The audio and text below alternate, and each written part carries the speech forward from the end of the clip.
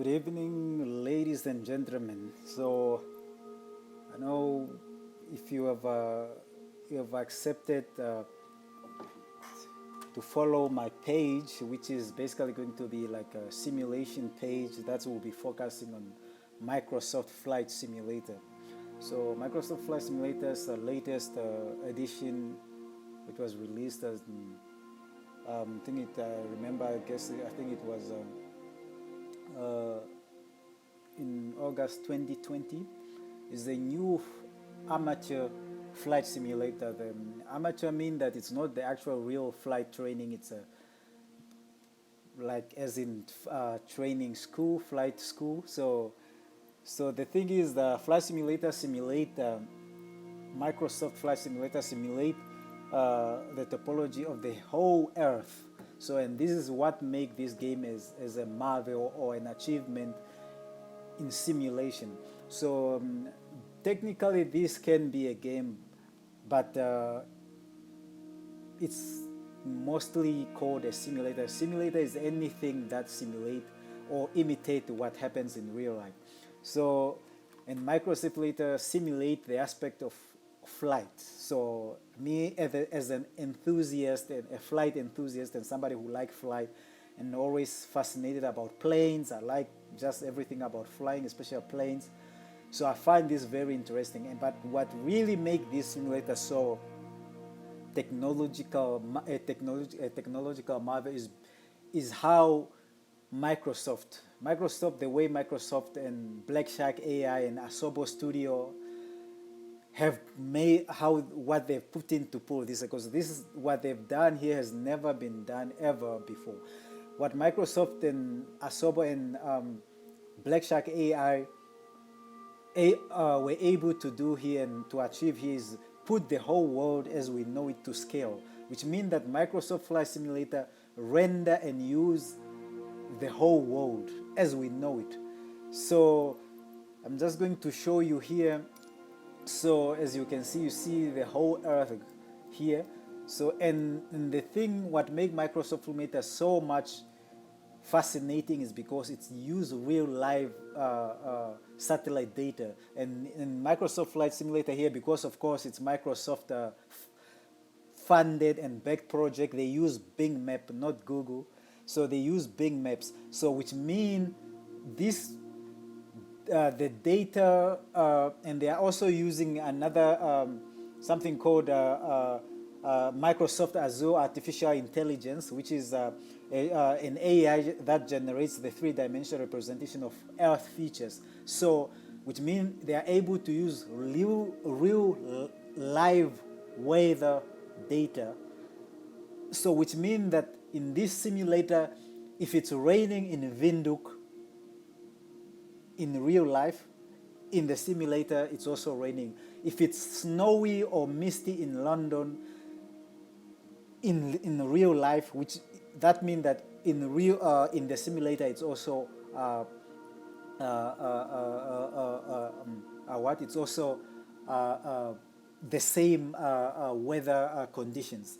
So, and as you can see here, you can see like Namibia here. Namibia is right here. If I zoom in here, you see a window. We are night. So, and you can see where the sun is traveling. So it's reflect the real world conditions. So you can see the sun on the other side of Earth, where like as the Earth is rotating around the sun. So you see like Namibia and Europe should be in the dark right now. You can see Africa, continental Africa, and then continental Europe and Asia. It's all night. The only continent that is going to be in the sun is Australia. So you can see that's Australia and America. America should also be getting, yeah, you see the South America here, and then America, North America. So Mexico, United States of, and then Canada. So all those countries are the countries that are in daytime now. But me being from Namibia, in Windhoek specifically, when I'm doing this, and this is just like an intro, so that I can give like an introduction to this, and so that you guys can exactly have an idea of what this is going to be. And the reason why I'm going to do, mostly I'm going to do this because of course, I have other thing to do. So in adult life, I'll be doing this just on spare time when I have spare time, and most of that is going to be during weekends, like Sunday mostly, where I'm free.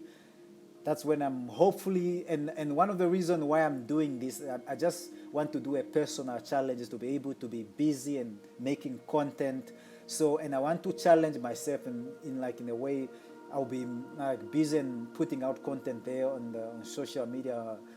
Basically, this is going to be just on Facebook, on the Brave Flash simulation, and my YouTube channel. That's where that's where I'm going to be posting most of this content. So I will be doing this just as a hobby, just some fun, relaxation. But Microsoft Simulator made this so realistic that I'm just going to take you to plane. Every aircraft in this simulator is exactly a replica of its real life or real life. How do I say? It's modeled after its real life aircraft. Like the bow you have here. If I go here, I can say, let's say to jets. We have just 3 jets. We have Boeing. This is one of the latest addition to the aircraft. This is a military jet. So, and then we have these Cessna Citation CJ4 and Cessna Citation Longitude by Textron Aviation. These are aircraft that are modeled like using real life aircraft. So they are exact replica of the modern or the real life aircraft. And we can go to airline. Airline, we only have 3 as well. We only have the Airbus A320neo, the Boeing 747, so known as the Queen of the Sky. So, and this is a very one of the world known and iconic aircraft, the Boeing 747-8 Intercontinental. So, and then we also have the Boeing 787 Dreamliner, which mostly is my favorite. I just like how that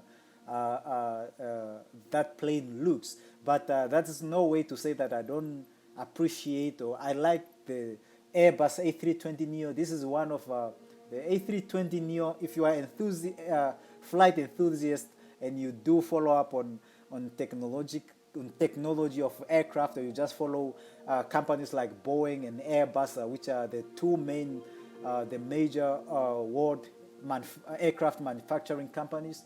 So you do know a little bit of history about this aircraft, like the Airbus A320neo. This is an old aircraft, but the A320neo specifically, it was like a 2014 upgrade. So the neo on the 320 mean new engine option. So this it was given like a new engine option, given a little bit of a revamp, and even have, I think, wing tips. The wings have been a little bit redesigned, if I'm being correct. So it's and actually, just to give this a little bit of information to you, the A320neo so far is the fast-selling commercial airplane in the world. So it beat competition of every other competition. It's the most sold unit and the fastest selling aircraft. So, and then of course the 747 is. What can I say about this iconic? This is one of the oldest aircraft. This airplane, I think, was introduced in the 1960 or 1970, I think. So this is an old aircraft, but throughout the year it has had a lot of iteration of this or different models of this specific aircraft. So you have some like you have Boeing 747-8. You can get 747 and then the number, and that means like a different iteration of this 747. You have some of these models were made just cargo airplanes. Some have like an upgrade of the on the passengers cabins and all that. So, and then this is actually one of the good thing I like about one thing I like and as being a flight enthusiast, I like the competition between Airbus and Boeing. Is just something beautiful, because the reason why Airbus was created, because Airbus is formed by European countries. So it's France. Its headquarters in the Netherlands. You have France, you have UK, you have Germany, you have Spain. So basically, this is it's a partnership by European company. And what I like is about just how much a European company have put their difference aside. I know European country, because of their history, they have hated each other, but with this kind of partnership, and this is just one of the things that I like about Europe country here. I'm not gonna try to say negative. What Africa can learn about this, just about partnership. There's no way why African country we don't have any partnership of any sort. Let me say, even just traveling within each other's. So the border, it's just unnecessary requirement. I mean, Africans, like, look what Europe has done here is just so good to come up and put their differences aside and come up with a company. And the reason why Airbus was created is basically just to put competition to Boeing, so that they don't want monopoly, Boeing to be enjoying and being the dominant in aircraft manufacturing. So which is a good thing, because by doing that you eliminate what we call monopoly, because monopoly is not good to for capitalism. So, and this is one thing I like. And Boeing, the thing about Boeing's and Airbus, Boeing has such a long history. So they have had a lot of aircraft models, and they put out definitely more aircraft than Airbus. But Airbus have done considerably very well since it's been established to put up competition. And in fact, they have really, up to as we talk about right now, there isn't really to say who is doing much better. They are like really a levered force right now, and I think, if I'm being correct, and according to statistics, Airbus has actually really gained on Boeing right now. So they've put so much competition. So, and one of those examples why Airbus has done so much is just the fact that the Airbus A320neo, which is the fastest selling commercial airplane, it's just one of the indication why Airbus is doing it. And Airbus have put out it's unfortunately that aircraft is not in this simulator, the Airbus Airbus A380. So which is up to now the biggest, the world biggest commercial aircraft, and it's usually called the jumbo.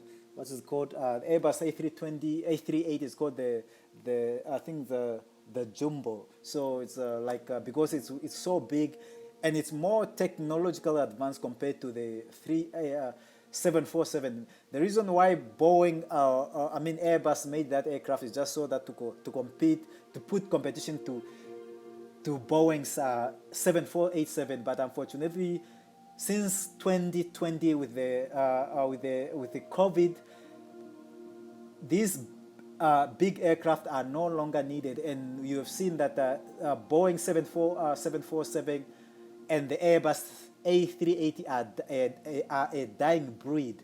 They are dying off. I mean, most of the Boeing 747 have been scrapped, destroyed. Some because they've been some of the big operators of those aircraft, that the British Airways, have even completely discontinued or ended the service of all their fleet of the 747, because they've become so they haven't been economically making sense or viable. So the same thing with the Airbus A380. So because the commercial, the industry, or the pattern of flying has changed now. People are, when you have an aircraft that huge, it's not just about it being huge and flying and making money. Because, and the West, when COVID came up in 2020, these airplanes weren't making any money to keep up, to fund their own upkeeping, because having such a big airplane you have like maintenance and maintaining of that, of such a huge airplane and such an advanced technological unit. It's not child's play. It's a lot of cost. So even just for it being in a hangar or somewhere, it's cost. You cannot have an airplane like that just sitting idle, not making money, when it's sucking money out of it. And the worst of it, the reason why these aircraft are being phased out, I'm going to do a little bit, just bring up some of the page of why the why A318 and Boeing's and the 747 plane ending services.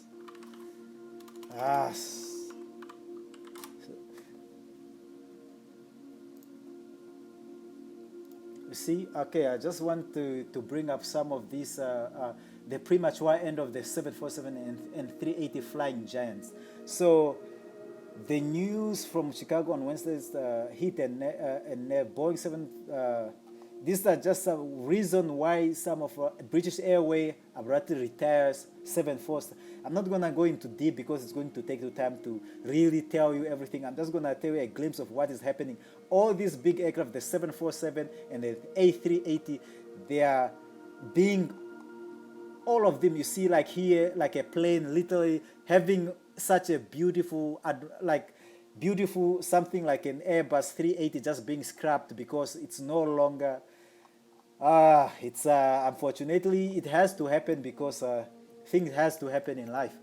And in fact, it's all about economy. In this world, everything is about money. I mean, these aircraft, they were made to, and it's capitalism. Capitalism, these things were made for money. If it doesn't bring money, then there isn't much purpose for it really, because a big plane like an Airbus A380 and Boeing 747.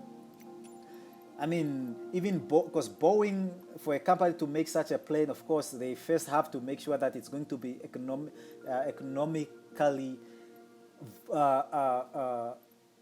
it's going to be an economical advantage. And of course, with Boeing, because the 747 has been in service for a long time, Boeing have no problem retiring that because the Boeing's 747, I'm pretty sure has made enough money to cover its production cost.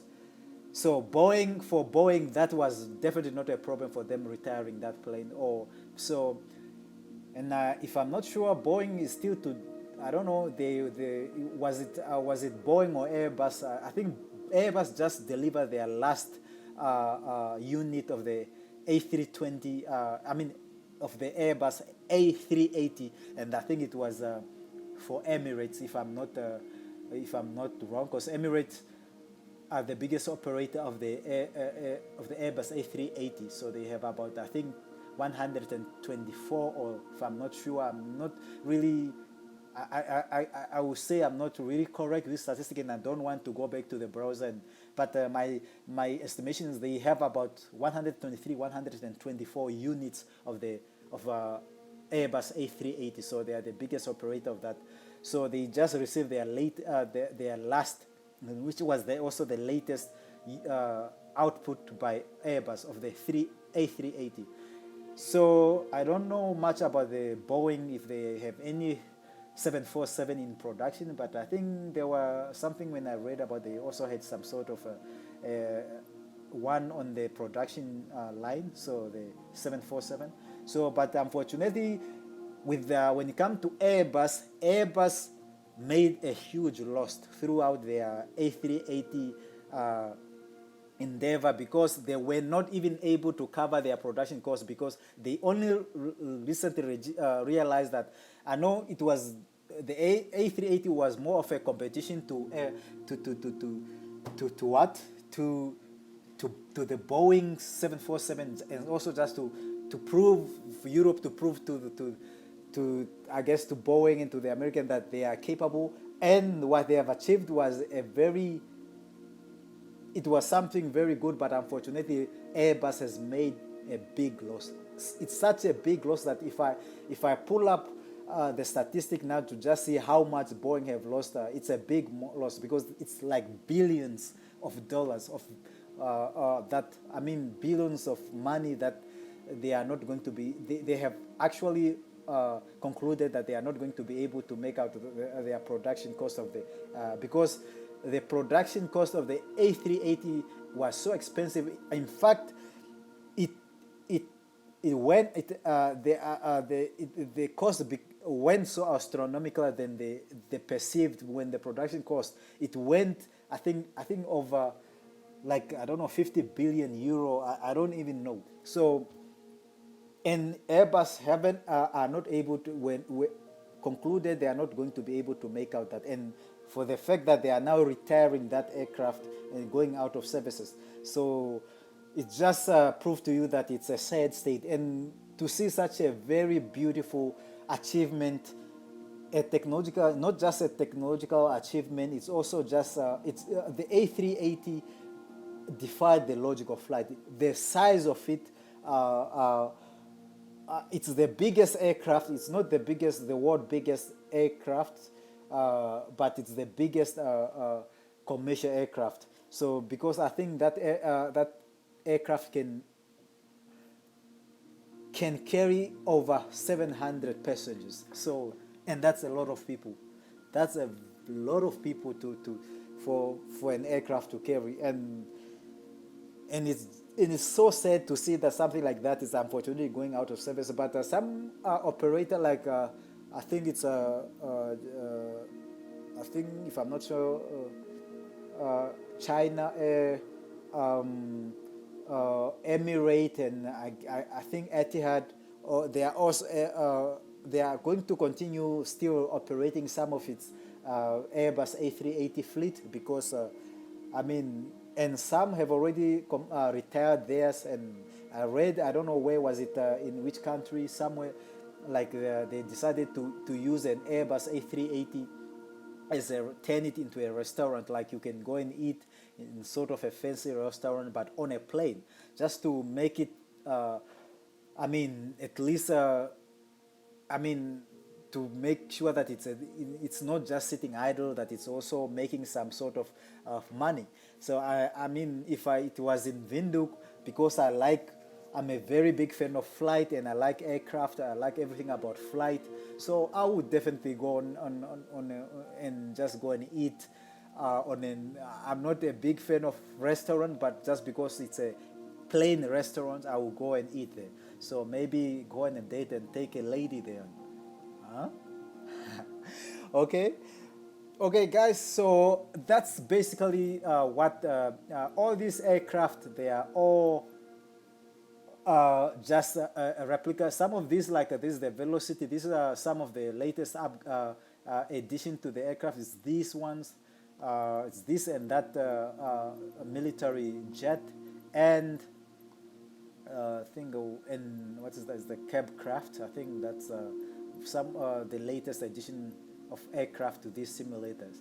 So, and you have turboprops planes. So you have this. This is one of the latest. It was one of the three latest addition to this simulator. And then you have this Textron Aviation, the Cessna 208B Grand Caravan EX.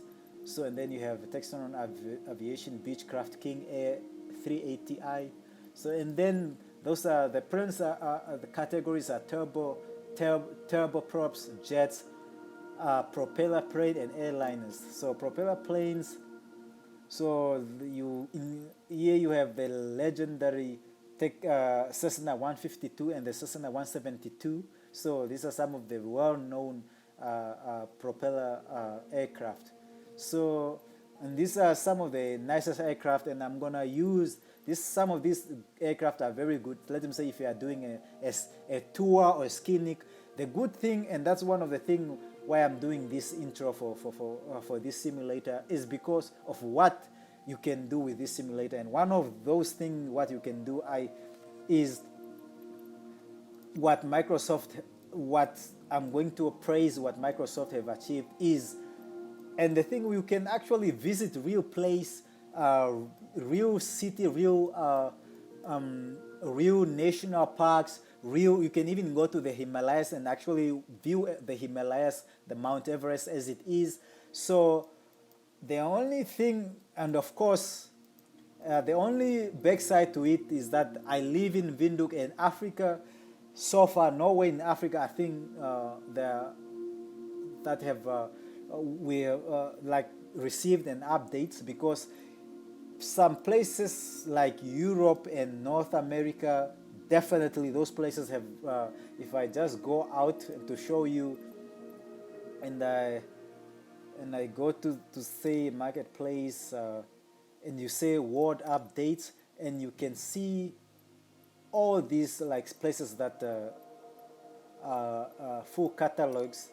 I'll show you all places that received major update, and what this update have achieved is that instead of like where I live in Windhoek, Microsoft just use Bing Map just use what we call auto populate to generate the scenery, like the town. And by doing that, it's not actually spot on. The details are not spot on.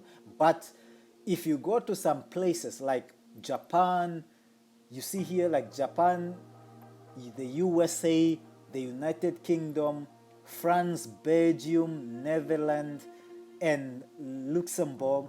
You have the Nordics, which include, I think, the country like Sweden, Norway, and I think Finland also included. And then you have Germany and Austria. If you were to go to this country and some of their main cities, I'm pretty sure you can even get your own. You can actually see your own house in this simulator. The details are so spot on, and I'm gonna show you that and demonstrate to you later as we go. I hope it doesn't take me long to make video just to show you how accurate these places that received upgrades in this world updates. So how spot on the details are. Like, you can go to the Eiffel Tower, you can go to, in Berlin, you can check out something like, let me say, what can I, like the Allianz Arena, like some of the of those football, because I'm also a football fan. So Allianz Arena, like Bayern Munich home ground, like it's like a sport ground, like a stadium. You see all those things, they are so spot on. So like everything is spot on. If you go to Japan, you check out, you go to the USA, all those, even the national monument, the national park, like national, like renowned sites, they are all there. Like the Washington Monument or whatever in the States have never been there. Everything, like all those details are spot on. If you go to Germany, Berlin is so spot on. And the airports, and first of all, even the airports that are in location where they are not, the details are not spot on, the airports actually have the exact details. Like if I go to Hosea Kutako right now, the details are spot on, because that airport, I think the distance of the runway, of the main runway of the Hosea Kutako, which I think it's a runway 1826. Is it 1826 or 168 or 16? Not to be, I think I'm mixing up things with Eros Airport now. So I think it's about 4.5 kilometers, so 4,500 meters, if I'm not wrong. So in real life, the real life details of airports, like the length of runway, but I'm not gonna talk about the building. The buildings, like in Hosea Kutako, they are not spot on. But if you go, let me say, to Frankfurt Frankfurt main airport, or you go to Heathrow, you go to any, maybe let me say the Brandenburg airport in Berlin. Is it in Berlin? I don't, yeah, all those airports are spot on in even the building. We even have handcrafted airports, like handcrafted airport. I think in Africa, the only handcrafted airport we have are some in a few, maybe two or one in South Africa and one in Egypt. So like the Cape Town, I don't know if the Cape Town International Airport is handcrafted, which means the like that's like the likeness of that airport is exactly as it in real life. So, but where you have received update like in all these places, Berlin, Germany, UK, and major cities like London, Berlin, Helsinki in Finland, all those airports they are spot on. They are all like spot on. Everything, even the buildings. You can I'm going to do those comparison later on when I have time, but it's going to take me time because this is going to be something I do like on my spare time and when I don't have any other things to do. So yeah, I know it's going. I can know. I know I'm thinking of this competition and it's self challenge, but it's going to be tough for me to be producing content and putting out content. So I hope I'm going to be able to keep up with the content production. So I think I've given enough time and everybody have gotten the sense of what the flight simulation is about. So, and I just want to make it an emphasis. This is not an official flight simulator, flight training as in flight school, but the likeness of it is so spot on. In fact, Microsoft Flight Simulator is one of the most realistic flight simulator on the planet that you can get. So the details are so spot on, and what Microsoft Asobo Studio and Blackshark AI have achieved, what they've achieved, putting the whole world to scale, the real live data of weather, real climate conditions of if you it's just that like now in other places like you can see this is where like the side of Earth that's in the sun, and as the sun is rotating, and this is the side of the Earth that's like in the dark, like it's night. Like I'm in Windhoek, so if I zoom in Windhoek here, you can see, and you can see already just if you come to a distance, some of the main, like you see international airports are always going to be the first like to be highlighted because it's an international airport. Those mean they are bigger airport. Like some of those airports that in location that you can see, like if you see in here in Johannesburg, like you have like these are some of just of the, you see, like in South Africa, if you can even see the FNB, the First National Bank Stadium. So and then just some of the and you see the lighting, like the what this game is. So you can even see just like this is a city because you can see the lighting. Like if I go to my home country, which is Windhoek, if you see here, like that's Luderitz, and I go to, let me say, Walvis Bay, Swakopmund, and then our capital, which is the biggest city in Namibia, of course, Windhoek. So you'll be able to see like Windhoek now. You see just I know Windhoek, Namibia, it's a very small country. So in Windhoek, compared to other big more advanced country, or it's just very small still, but it's our biggest city, which is good. I'm not saying it's most people when some like a country has small town, small urban place, they think it's underdeveloped. I'm sure I'm one of those people who are actually, I don't want us to be too developed or everything is just too modernized, because I'm also a pro nature. I want the country to be having most of its of its what? A country to be having most of its original nature state. What most developed country have done is, because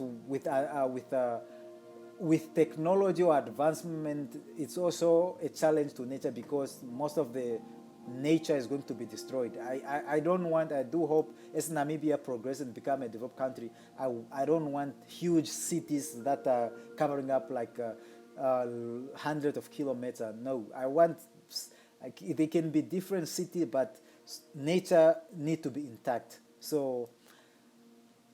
And I mean, natural beauty is good. It's good to be developed, but it's not good to just be a city. And that's the difference why Sweden is more beautiful than the England, because the England has become too much of a car park, and Sweden is still much of a natural beauty. It's because of how those two governments have done. They, like Sweden, were able to limit their impact on their vegetation, their lands.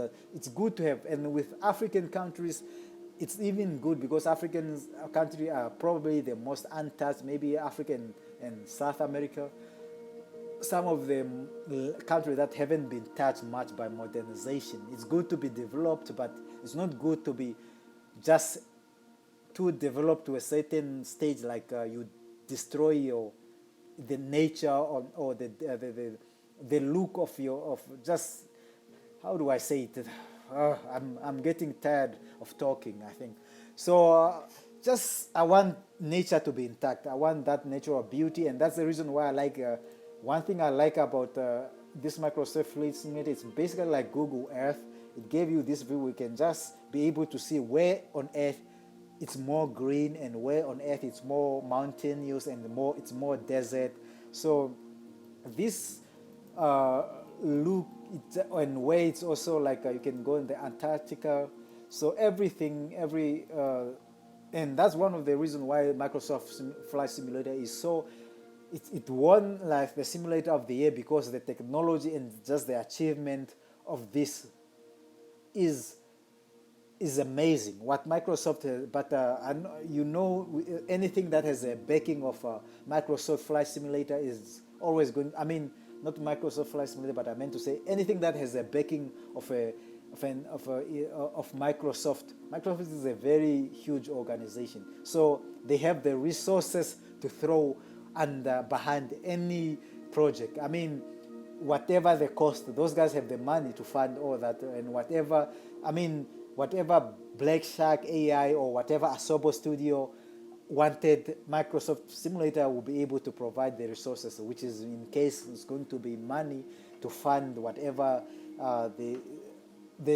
whatever is needed to achieve this. Because achieving this is not, trust me, it's not a walk in the park. To be able to put the whole world to scale, I don't think there's any other game or any other simulator on Earth that was able to achieve what Microsoft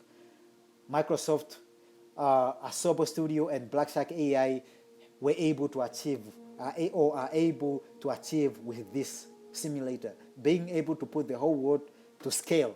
Do you know how hard that is? And be able to render and just represent the world in a more realistic way. And I mean, and that it's not just about the world, it's about the weather. Just this simulator, we use the real satellite data from the satellite. As I already said, I think I'm starting to repeat myself, saying things that I've said already. I mean, real live weather. So if it's raining in Windhoek or anywhere, the exact real world weather condition in that place at any given time, it's also the same weather condition in the simulator. But of course, to achieve that, you have to have very good internet, because if you don't have good internet, the simulator is going to switch off to offline, and then you won't be able to do what, to use live data and functions. So because you need to have good internet, you have to have like a real respectable internet connection, so which can be a bit of challenging sometimes. So okay, so fellow flight, this channel really is just about people who have interest in flight, are fascinated by flight and like airplanes, whether it's just airplane design. And the thing about this simulator is going to be even getting more fascinating, because this was released in 2020. So, and you can already see with the world updates that I've just showed you. So, which means that in the future, they are also maybe going to release update for, let's say, for Namibia specifically, and that will even make me more happy. So because I'll be able to really view my country in more details. So and I'll be able to maybe to see my house from the air. So in this simulator, like you can do in other more detailed places like Berlin, London, New York City, Paris, Tokyo, Japan, Sydney, Australia, all those, Helsinki in Finland, all those places that have received world updates so far. So, and this not only with, because this simulator is just going to get better every year as life goes on, because we are going to get new aircraft, you are going to get new new airports, handcrafted airport, new world update, because a lot of modder, if you go to the marketplace, in fact, there's already a marketplace. If you go to the free, you can get free, you can already, if you go to the free section, you'll be able to see, I meant to say the paid, because it's not only going to be about simulating, it's also creating chances for for 3D artists like me, that you can model, you can mod, maybe make an aircraft, and you can make and let me say, for an example, I can make a mod for what, with real life likeness of Hosea Kutako or Eros Airport, because Eros Airport is the closest to me right now. It's going to be my biggest references, or I'm going to be flying there. It can even be, I'm going to use it as my home airport if I'm going to be doing, if I get any time to do some sort of flying from country to country. So I will base Eros Airport as my home base, because it's the closest to my place. In fact, I'm so close to it that I can't even use my my drone from home, because it's limited of that, because of that close to airport of the airport, it's limited. So but if I'm going to be flying with airliners like the Airbus A320, Airbus A3, the Boeing 747, the Boeing 787, I will have to use maybe Hosea Kutako, because it's runway, runway is the only thing close to me, or let me say in all of Namibia, that can support the big airliners like the Boeing 747, the Airbus, and let me say, just say the Airbus and Boeing's airliners, big airliners, because those aircraft require big, long distance runways. And the Eros runway, if I'm not wrong, it's just about, I don't know if it's like 1.5 kilometers or 2 kilometers. I think, if I'm not wrong, it's just 1.5 kilometers, and that's not enough for an aircraft or airplane or airliner like or for an aircraft like the Boeing 747 or the, I don't know if the Airbus A320 can take off from Aerospace, but I think it's still won't be able to. It's not supported. So I will do all those just comparison, and just sort of experiment, just to find out if the Airos Airport can support any maybe small airliners like the Airbus A320neo. So with that, thank you guys. I hope you guys, I'm going to be able to. I'm going to apologize for my accent. So I'm pretty sure my accent isn't going to be. I'm not going to be coherent and very clear for everybody to understand. But hey, what can I do? I'm not a native English speaker, and if you're not a native speaker of any language, there's always going to be an accent. So you guys shouldn't judge me, or it's the real. If you are not a native speaker of a language, you are going to have an accent, especially if you learn that language just as you were growing up. You didn't speak that language as it's like your mother tongue. As a child. So I hope you guys will will have fun together. This is for flights this is just going to be fun for people who are interested in flying. If you are fascinated about aircraft, flying, just the whole flying, and you just like travel, exploration, this is going to be a channel for you. Or maybe you are just going to be you are mostly going to just be viewing my content on your, if you have free time, when you are relaxing, and so yeah, let's hope I'm going to be keeping, I'm going to pour in some good quality content, because me being a 3D artist, a graphic designer, and also a visual effect artist, this is also going to give me some sort of a challenge. It's a personal challenge for me to be making content, which is also going to challenge my creativity and make me push my boundaries. So to how, and just explore various ways of making something, because I'm also experimenting with new software, like 3D and VFX software. Like I'm going to be also checking out NVIDIA Studio production suite, also Adobe Creative Suite, and also Autodesk Suite with Maya, of course. And then I'm also going to be maybe exploring some software, like I'll be digging in some software like